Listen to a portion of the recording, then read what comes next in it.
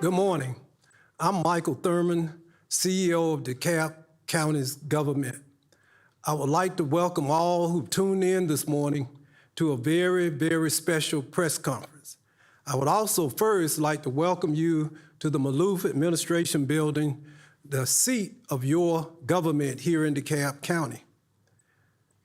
In January 2017, we proclaimed that a new day had dawned in DeKalb County, Georgia. We asserted that the era of dysfunction and mismanagement had come to an end. And of course, in January 2017, when we stood there on that cold winter morning, there were a myriad of problems that we faced in our county, and particularly in this government. Years of budget deficits, unverifiable water bills, extreme voter distrust, deteriorating streets and roads, and low morale among our 6,000 employees. But by far, the most daunting challenge that we faced was a sanitary sewer system that was literally on the verge of collapse. A system that faced the prospect of federal and state moratoriums on growth and economic development in our county. We stood here in January 2017, having looked back across more than 40 years of mismanagement, negligence, abuse, lack of concern that had left our most valuable asset in disrepair and dysfunction. And on a personal note, I can tell you this, my friends, that on that January day and the days that followed, I cursed my fate. Because as CEO, when you come into office or any office, you really want to be about other things, maybe build new convention centers or new parks and recreation buildings or new green spaces. But I knew early on that our number one priority must be to repair, to replace, and rebuild the system that upon which the quality of life of our county and economic growth and opportunity is perched. And so we come today, and I'm happy to report that that was then, and this is now. I'm proud to report that tremendous progress has been and is being made. And I'm proud to report that because of the support of our Board of Commissioners, because of the hard, unceasing work of dedicated staff in the Department of Watershed Management, in our County Attorney's Office, led by Ms. Vivian Erstis, in Purchasing and Contracts and Human Resources, and also in the CEO's office, we are poised. We are poised now to continue a decade of renewal in our county. We are positioned to replace and construct a state-of-the-art sanitary sewer system that all DeKalb County residents and ratepayers can be proud of, and a system that we can trust. But before I go further, I must also acknowledge some men and women who are not employees of DeKalb County's government. I must thank those who provided oversight, direction, and attention at the federal level. In particular, I want to acknowledge the clear and concise direction provided by Ms. Mary Walker, provided by her Chief of Staff, Blake Ashby, and the entire staff of the Southeast Regional Office of our Environmental Protection Agency. It hadn't always been pleasant. And many of the things that you told us, quite frankly, didn't always make us happy.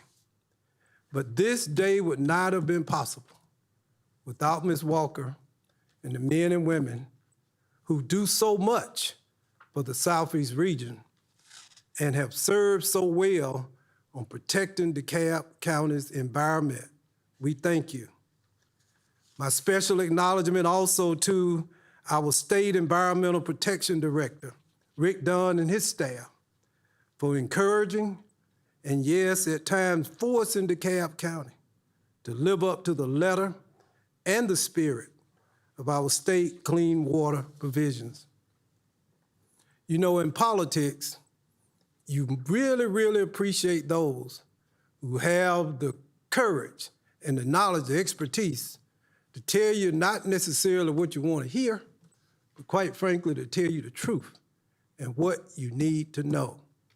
Because of EPA and EPD and DeKalb County working together, we have come to this very important milestone in the history of our county. I also want to thank the media who consistently reported the plight of our citizens who continue to suffer with repeat sanitary sewer overflows, who've done it for decades and consequently kept this issue on the forefront and helped to usher in this day. I'd like to acknowledge the South River Watershed Alliance and other citizen advocates who never, ever thought it robbery to speak truth to power. No, we don't always agree, and we never will. We don't always see things as you see those things. But we do acknowledge the important role that citizens advocates play in ensuring that this county and our nation live up to the letter and spirit of our federal and state clean water laws. So with that, I welcome you, I thank you, and I no longer curse my fate. I thank God for the opportunity to come and stand in the gap, to make a difference, to improve the quality of life for all of DeKalb County, to uncover some historical wrongs that you will hear more about today.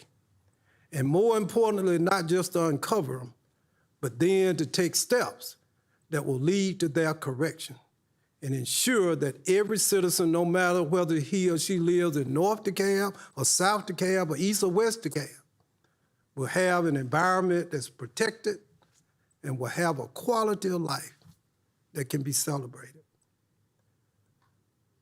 3 of my colleagues will speak now and make a brief presentation. The first who will speak, of course, is Ms. Maria Hauser, who's the director of our Consent Decree and Environmental Compliance Office. She's done an outstanding job, and I appreciate her service. Mr. Matthew Welch, who's Deputy County Attorney, who's been our lead negotiator in these sometimes contentious debate and discussions and negotiations, but who did yeoman work working with Ms. Ernstis and her staff to help us come to an agreement, a compromise that we can all feel good about. And of course, to Reginald Wells, the Director of Watershed Management, who is my constant partner in conversation, 7 days a week, as he leads this department to a place of prominence and success. Ms. Hauser. Thank you, Mr. CEO. Thank you, Mr. CEO. Good morning, everyone. My name is Maria Hauser, and we are here to talk about a decade of renewal, which began in 2017. The presentation will take place in 3 stages. 1, to provide context, we will discuss how did we get here. Then we will move on to discuss, as the CEO already alluded to, we have accomplished certain tasks, and we will briefly discuss those. And of course, as we look forward to the future, as we continue with this decade of renewal, we will look at what is coming next, specifically highlighting the consent decree modification, as well as our undertaking of addressing the sewer trunk lines. Okay, so how did we get here?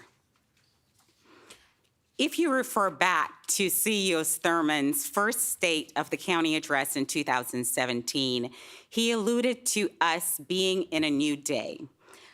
Really to comply with the letter and spirit of the consent decree and ensure continued economic development, the CEO stated that he had initiated a full-scale review of all of the Department of Watershed Management's, all of its policies, the assumptions, maintenance programs, and construction schedules to ensure we were back on track with meeting the consent decree.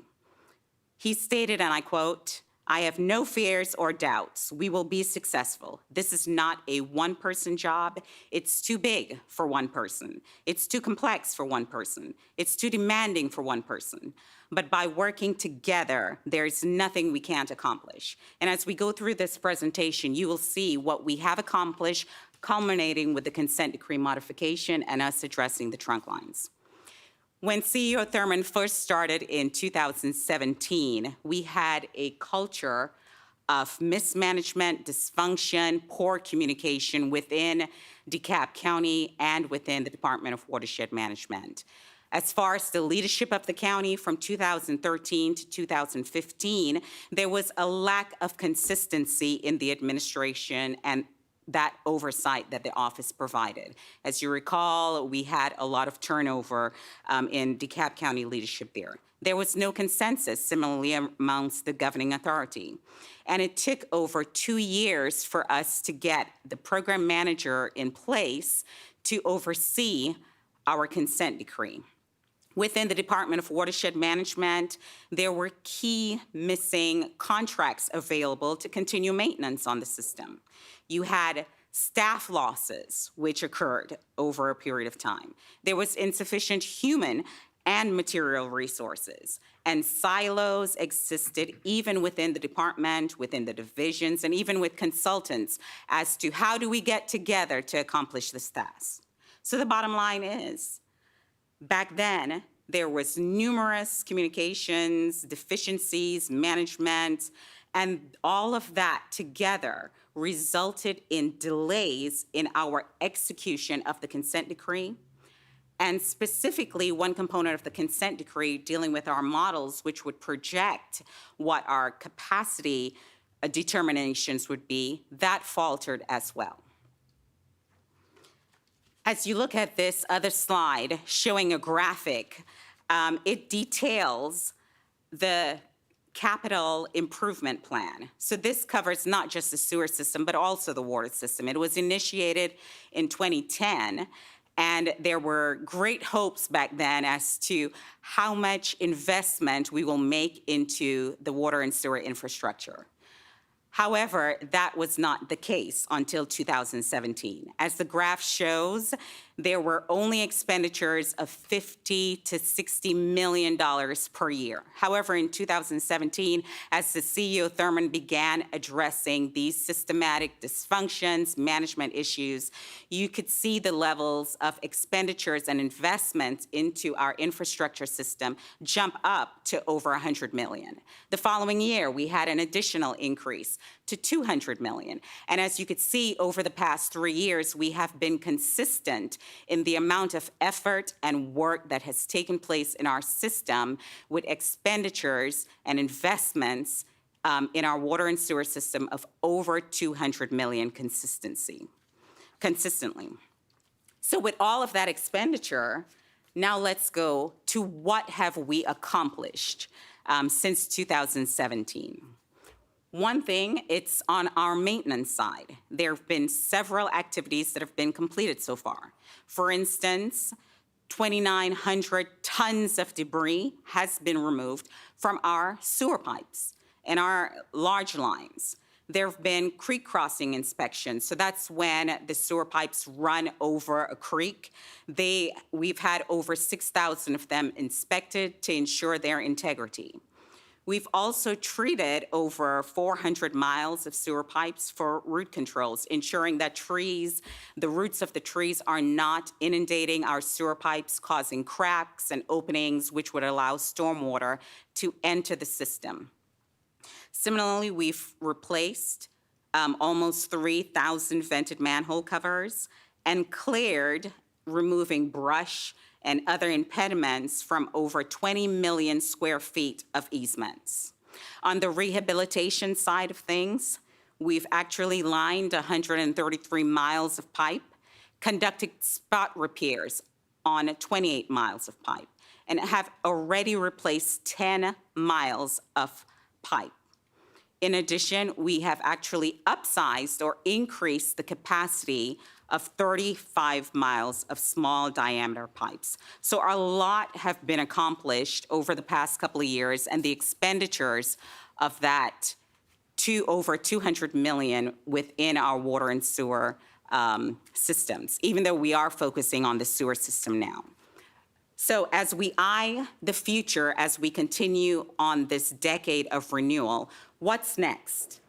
Well, we're here to address specifically the consent decree modification, some funding opportunities we have been able to take advantage of, and of course, our new focus on the trunk sewer lines. So I'm going to turn it over to our county deputy county attorney, Mr. Matthew Welch, for him to tell us a little bit more on the consent decree modification, and then I'll come back to talk about the funding. Good morning, everybody. I'm Matt Welch, Deputy County Attorney, and as the CEO said, I've been pleased to be involved in the negotiations and discussions with EPA and EPD as we negotiated the modification of the consent decree. Key among the points that we've negotiated, and to the CEO's point, in a collaborative fashion with the EPA, EPD, and Department of Justice over the last few years. But the key point to the modification as it is envisioned today is that there will be increased oversight and enhanced reporting to EPA and EPD and the federal court. Under the existing consent decree, we have a system of quarterly, semi-annual, and annual reports that are already required. Those requirements have been enhanced, and there's a new requirement that those reports be submitted to the court as well as to the EPA and EPD. Second and crucial piece of the proposed modification is a 7.5-year extension for the completion of rehabilitation in the priority sewer areas. We feel that this is an aggressive but achievable time frame.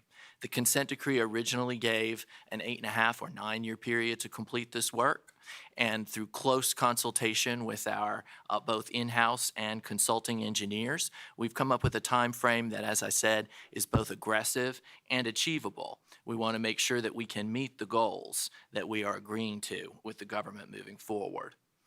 A new piece to the consent decree modification is inclusion of 103 repeat spill sites with a requirement the majority of these be addressed within 4 years.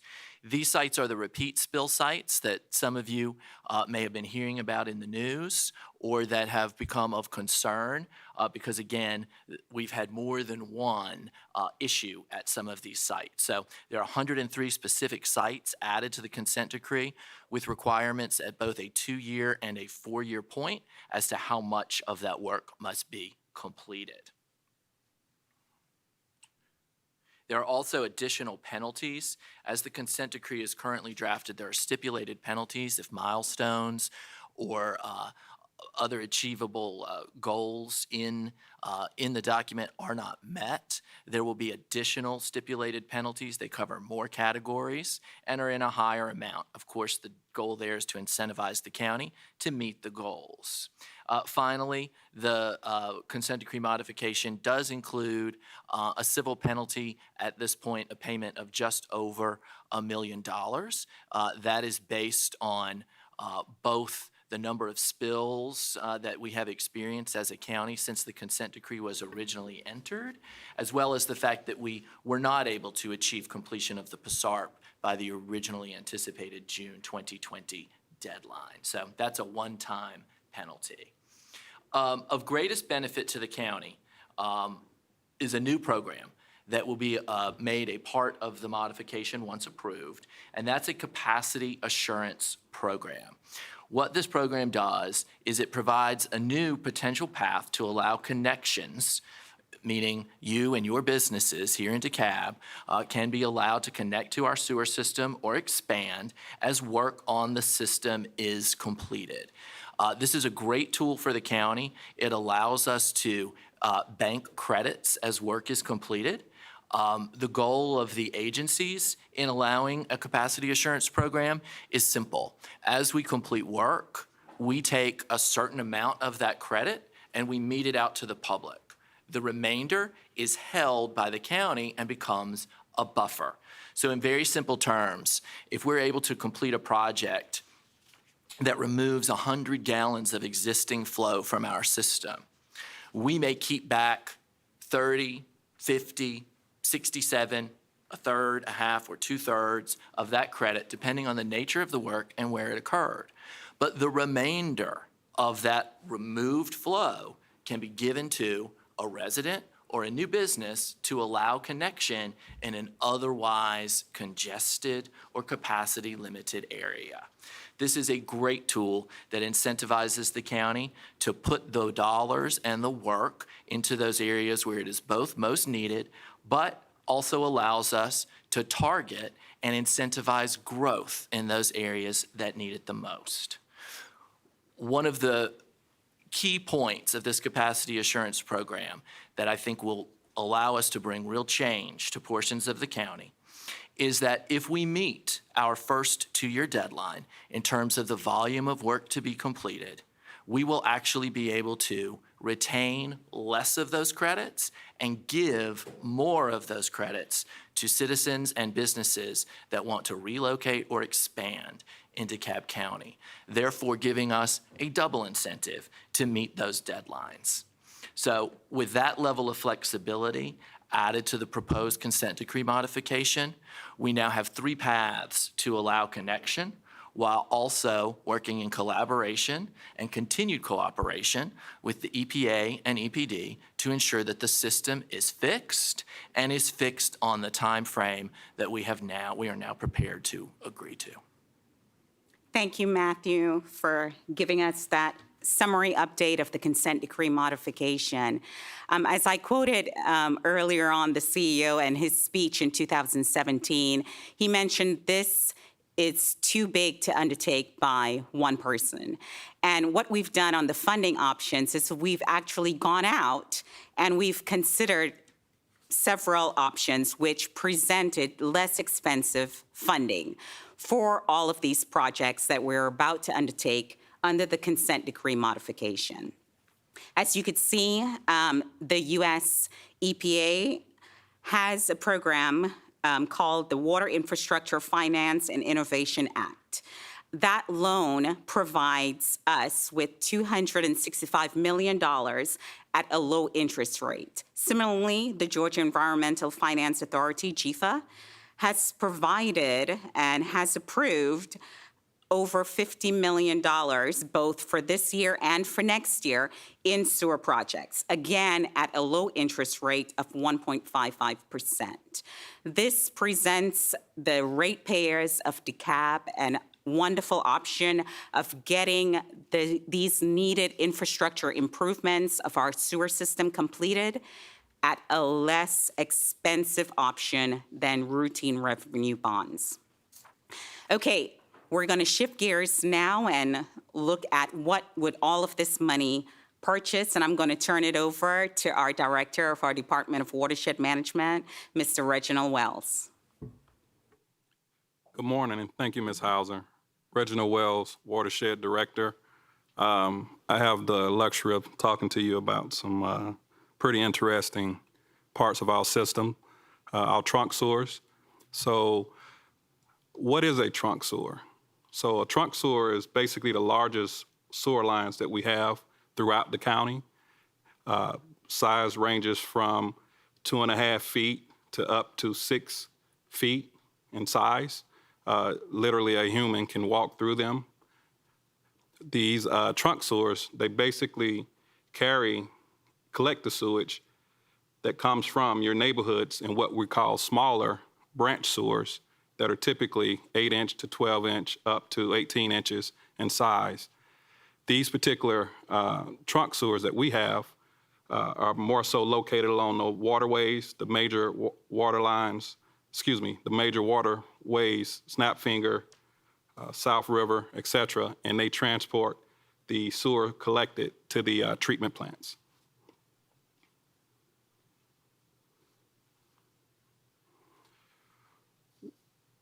We're currently having plans studied to repair, replace, or install up to 59 miles of new trunk sewer lines throughout all 5 sewer basins here in DeKalb County, with primarily 41 of those 59 miles being constructed in Snapfinger.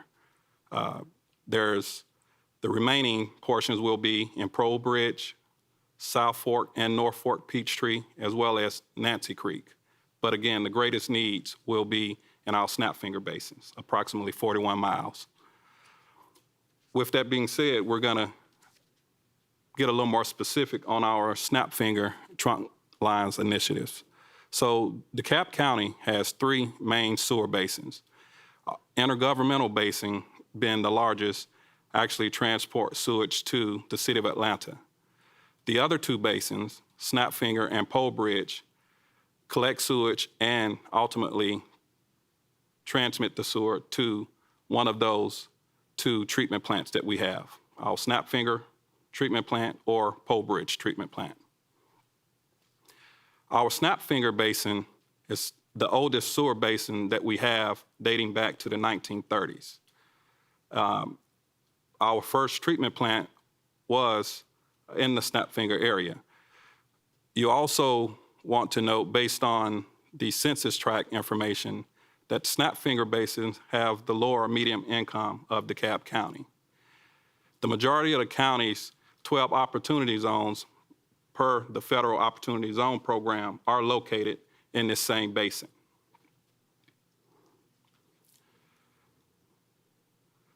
Just less than 2 months ago, Hurricane Delta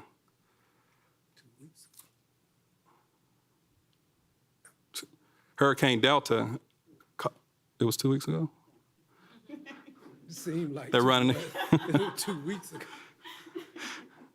Yeah, excuse me, Hurricane Delta just a few weeks ago, out of caused 30 total spills throughout the county, of which 22 of those were in the Snapfinger Basin alone, roughly 73% of all spills that occurred during that event. Out of the total 7.3 million gallons that we lost out of our sewer system, 91% of that, 6.6 million, again, spilled in Snapfinger basins. In fact, since January of this year to date, through September 2020, we've had 24 million gallons total, with 21.8 of those million gallons spilled in Snapfinger, roughly 91% of the total spill volume that we've had this year. Snapfinger Basin, as it relates to the consent decree modification, out of 103 repeat spill locations, contain 47 of those. A sample of one of many projects we will have in the Snapfinger Basin. Our initial studies and procurement, we realized Shoal Creek trunk sewer requires major upgrades. And the size of that project is 10 miles of major trunk sewer capacity projects will be undertaken in that particular trunk sewer basin. It will include upsizing pipes and or installing lines as large as 72 inches in diameter. And it also may include storage tanks up to 20 million gallons. In order to execute that work, we anticipate some permitting challenges due to the location of the project. We anticipate it involving crossing 3 major highways, Memorial Drive, Glenwood Road, Flat Shoals Parkway, as well as cross two interstates, I-20 and 285. And it also runs adjacent to two major waterways, Shoal Creek itself and South River. It will also involve approximately 126 properties along the Shoal Creek waterway alone. Again, once we finish that particular project, we assume that there will be several major projects that potentially have lines up to 6 feet in diameter, as well as 2 new storage tanks totaling up to 25 million gallons. So order of magnitude as it relates to cost, for the entire county, we anticipate having trunk sewer projects upwards of $438 million in categories of trunk sewer pipe capacity projects, which involve actual pipe work itself for the whole county, $268 million, and or some form of storage, which will be an estimate of $170 million. And Snapfinger alone, it's projected to be $363 million, $193 million of that for pipe capacity projects, and $170 million for some type of tank storage offline system. And I'll pass it back to Ms. Hauser. Well, actually, I think the CEO is going to talk about the wonderful benefits that we will get from all of this investment. Thank you. First, I want to thank Ms. Hauser, Mr. Welch, and Mr. Wells for their presentation and for their work. All of this is for a purpose, and the environmental benefits will be immense and of great import for current and future generations of DeKalb County citizens and residents. Our county understands the connection between the creation and maintenance of a quality sanitary sewer system and ensuring that we have a healthy environment. Critical to that success will be eliminating repeat sewer spills from entering our rivers and our streams in our county. The ecological health of our water resources and, quite frankly, our way of life is dependent on us completing the task that is before us.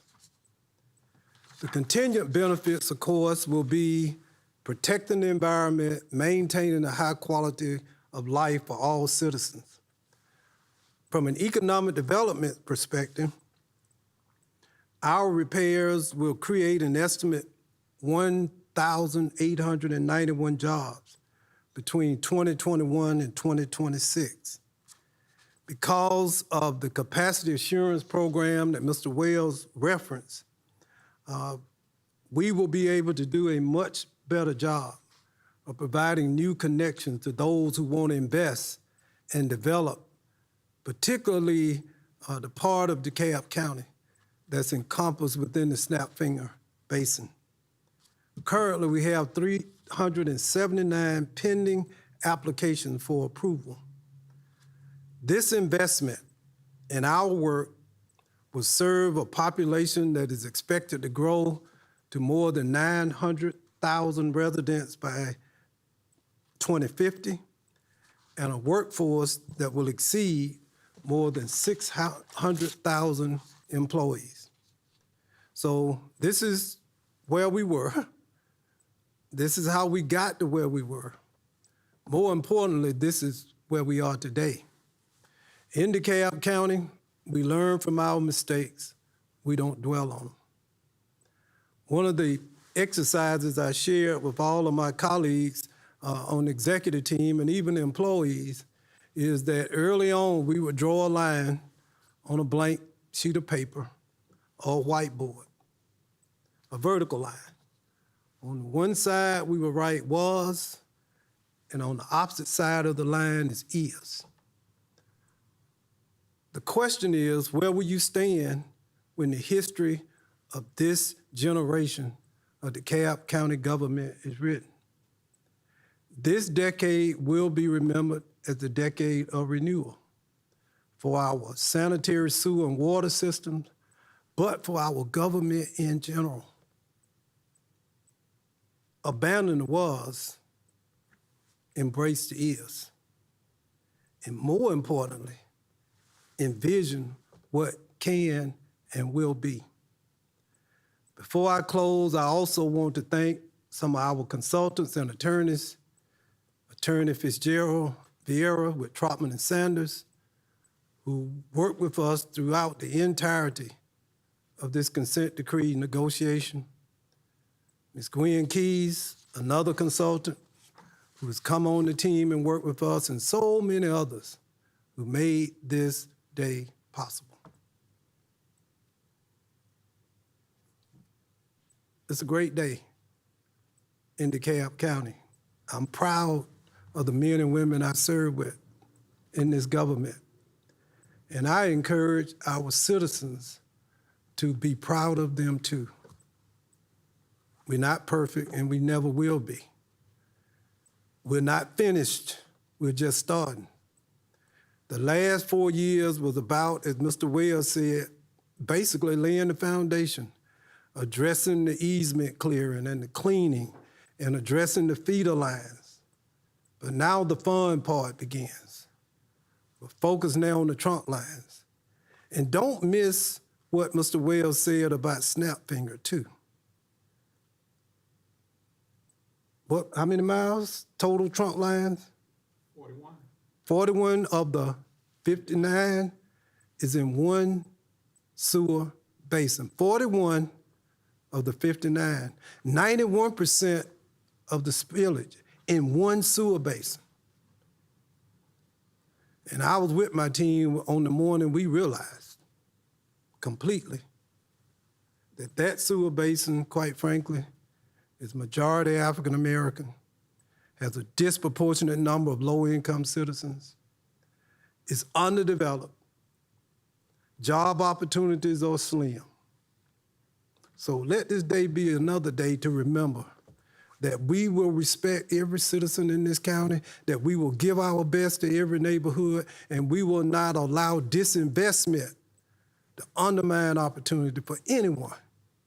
So this investment is our commitment and our down payment on ensuring that every citizen in DeKalb has equal access to a high quality of life, to economic opportunities, and are allowed to pursue happiness as he or she desires. Thank you so much, and we have some questions. Thank you, Mr. CEO. The first set of questions we have are related to the consent decree modifications. So will the consent decree now cover the entire county instead of just 1/3 of it? And the second part is, will the modified consent decree solve the spill problem in DeKalb County? Mr. Welch. Thank you, sir. So as to the first question, it is a common misconception that the existing consent decree only governed a portion of the county. Let me assure you that the current consent decree and modified consent decree cover the entirety of DeKalb County. Under the original consent decree, the county was divided into areas, priority areas, and ongoing assessment areas. That distinction continues. There are more restrictions and more parameters in the priority area, but the entirety of the county is governed. Those areas that are not considered priority continue to be governed through the ongoing sewer assessment and rehabilitation program, which is actually designed to go on beyond the life of the consent decree and be an institutionalized change to the way that the county addresses and maintains the system. So the original consent decree and the modified consent decree do address the entirety of the county. That is made even clearer by the addition of the priority fix list, those 103 repeat spill sites. So the primary focus is on those repeat spill sites in priority areas, but the entirety of the county is covered. As to the second question, that is certainly the goal. We have worked, and that being that this would resolve the issues in DeKalb County. We've worked in close concert, collaboratively and cooperatively with the agencies to make sure that we're all on the same page as to the scope of the issue. The first several years of the consent decree were designed to be assessment. Again, in the priority and ongoing areas, they are called Priority Area Assessment and Rehab Program. It was always intended that there would be a period in which the county would have to do a deep dive to get our arms around the true nature of the problems. That has now occurred. Those full-throated and open discussions with the agencies about what issues remain have occurred.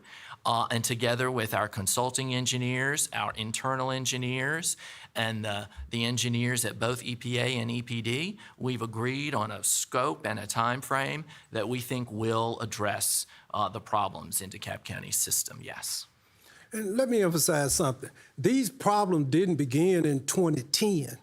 The original consent decree was executed in 2010. These are problems that stretch back 40 to 50 years. The neglect, the dysfunction stretches back decades. And I found, because I've been in, I'm kind of a guy who will run into a burning building for whatever reason. The point is, oftentimes, if you're the person who runs into the burning building to try to rescue people in the building, there's always someone want to accuse you of being an arsonist. Right.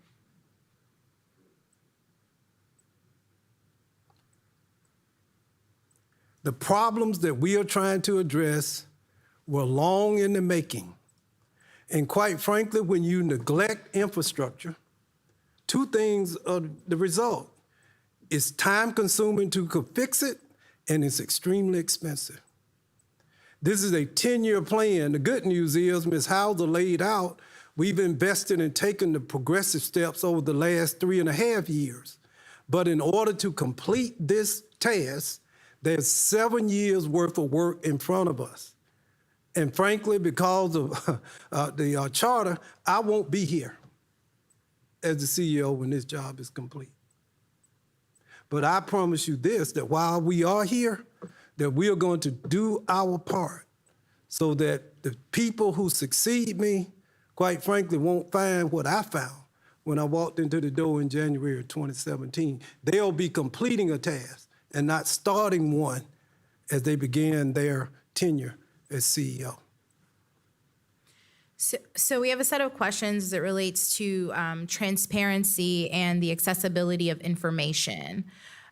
Will we now be able to make sewer capacity visible in real time to create better citizen transparency and accountability? And will you be able to tell builders whether they receive sewer capacity within 10 days of submitting the application?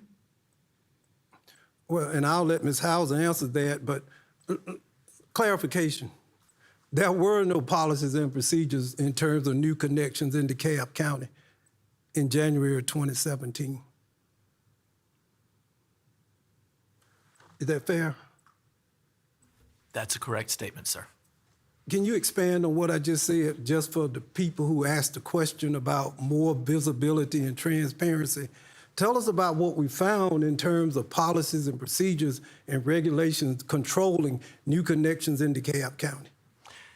There were no uniform policies, processes, standard operating procedures, nothing of the kind governing either the application itself or the steps that would be followed with those applications. There was simply no uniformity to the process.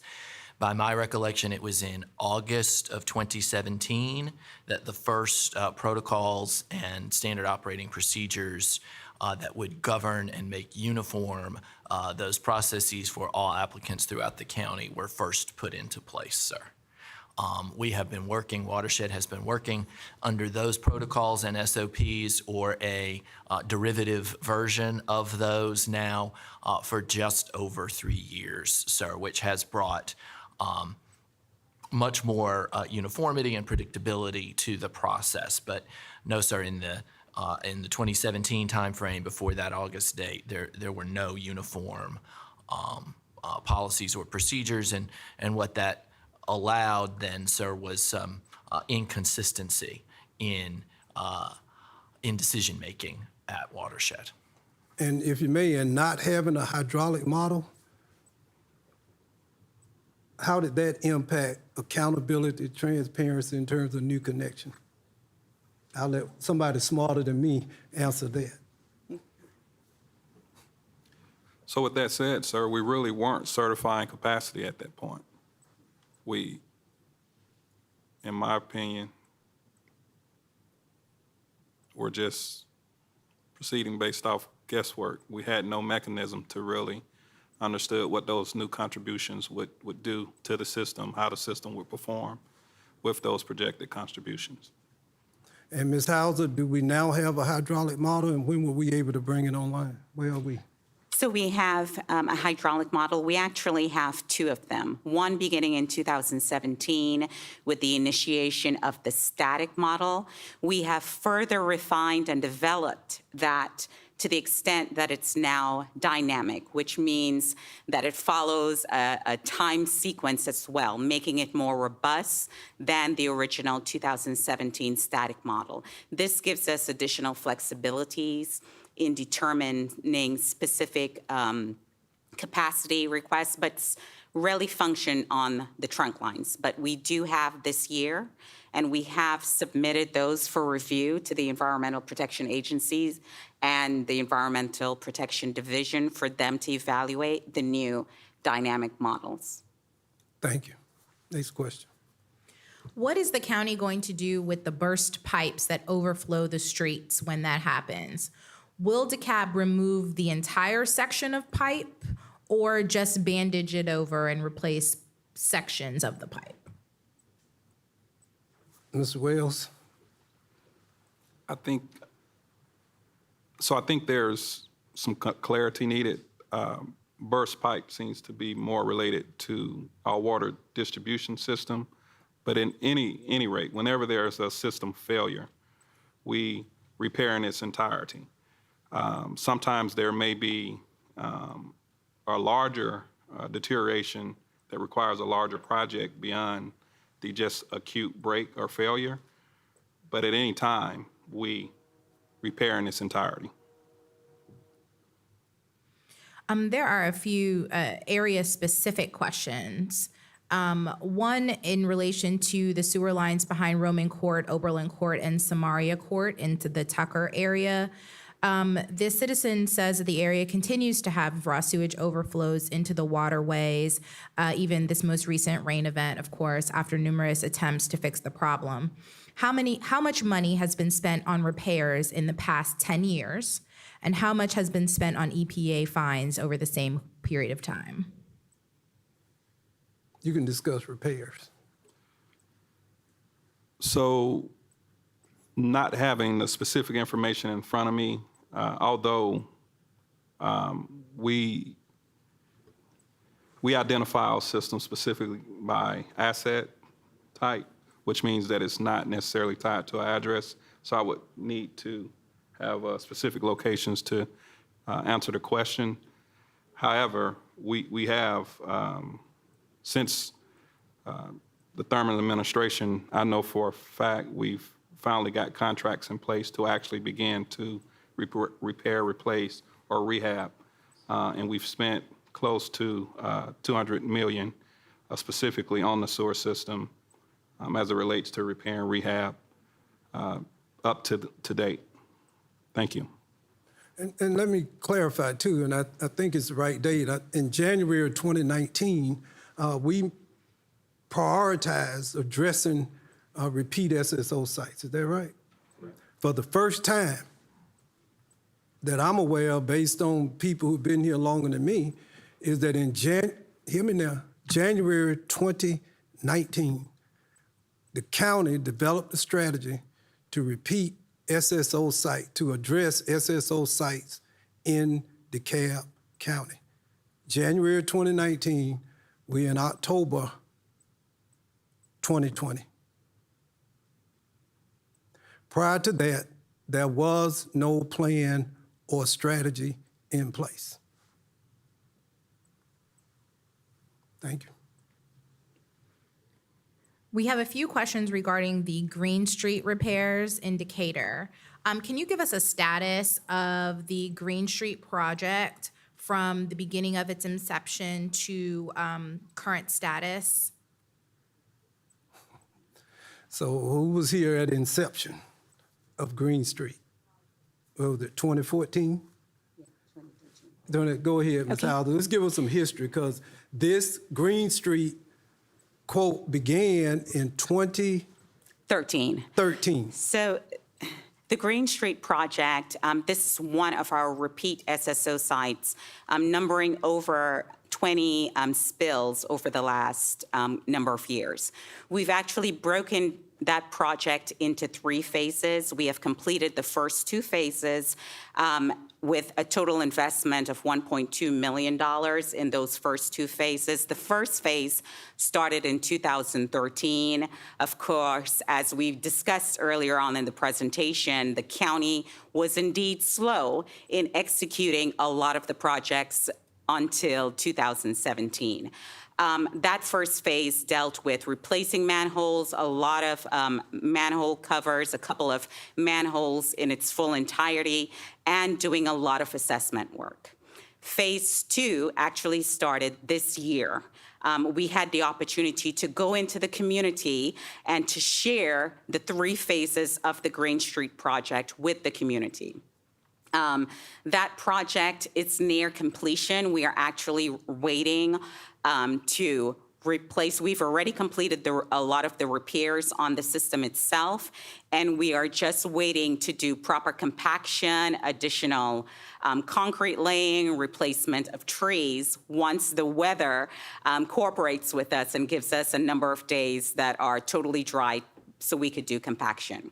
Phase 3 is what Director Wells spoke about, and that deals with addressing our huge trunk line. And I think, as you recall, he mentioned this cost throughout the Snapfinger Basin and in its entirety would be over $400 million of investment in our sewer system.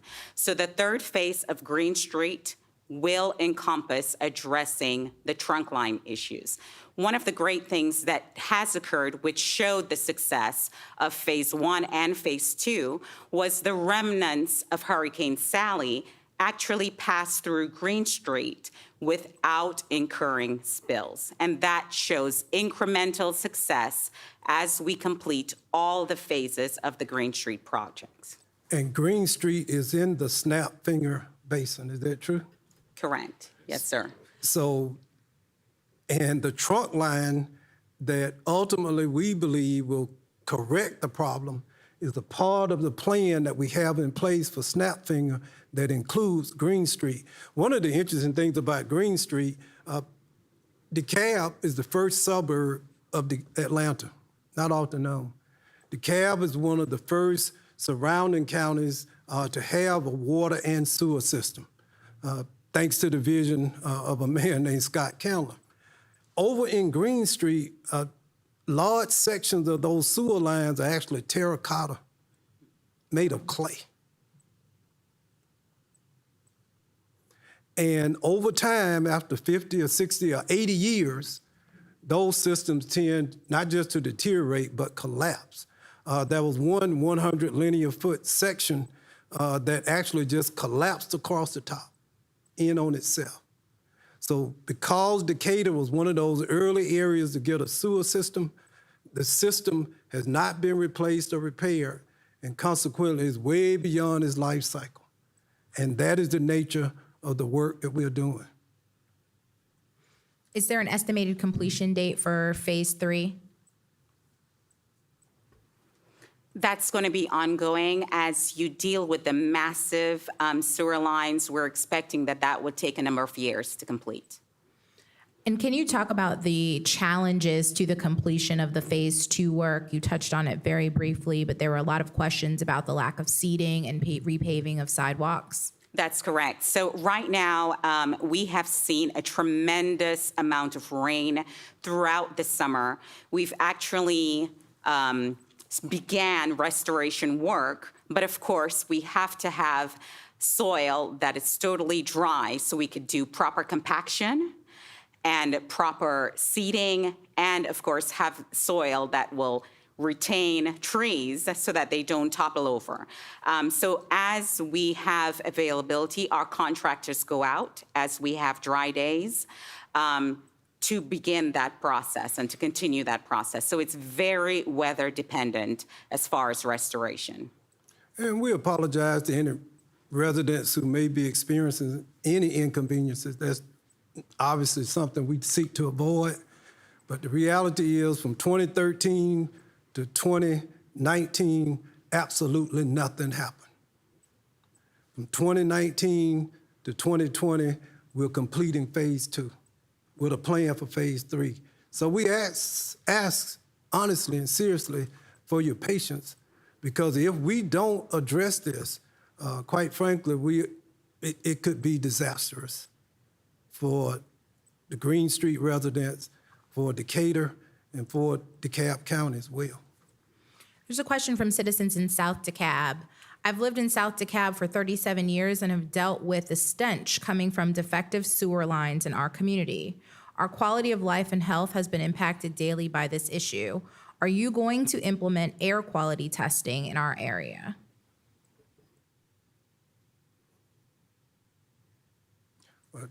That's above my pay grade, but I want to speak to the South DeKalb issue. You can talk about it if you will, Reggie. Ultimately, anytime there's a source of odor as it relates to sewer, we want to hear about it. I will encourage any citizen to contact our call center so we can investigate those issues. Oftentimes, it may not necessarily be sewage. There are a whole host of other factors, but we won't know that unless we're actually able to investigate those issues. I want to redirect your attention back to what has occurred in the Snapfinger Basin, which encompasses a large swath of what we call DeKalb County. If you look closely at this report, you will see that the complaints and the concerns that have been raised for decades about sanitary sewer overflows in South DeKalb, about deteriorating systems and smells, was not irrational and was not without substance. 91% of the recent spills occurred in that basin.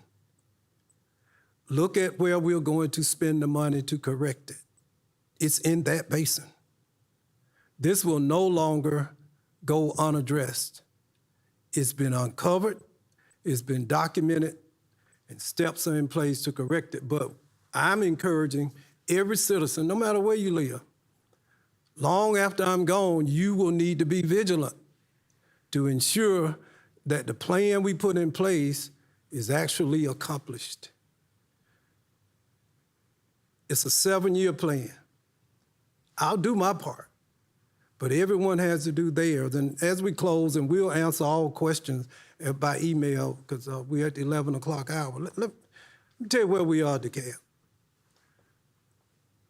At some point, though, we got to move just from critic to participant.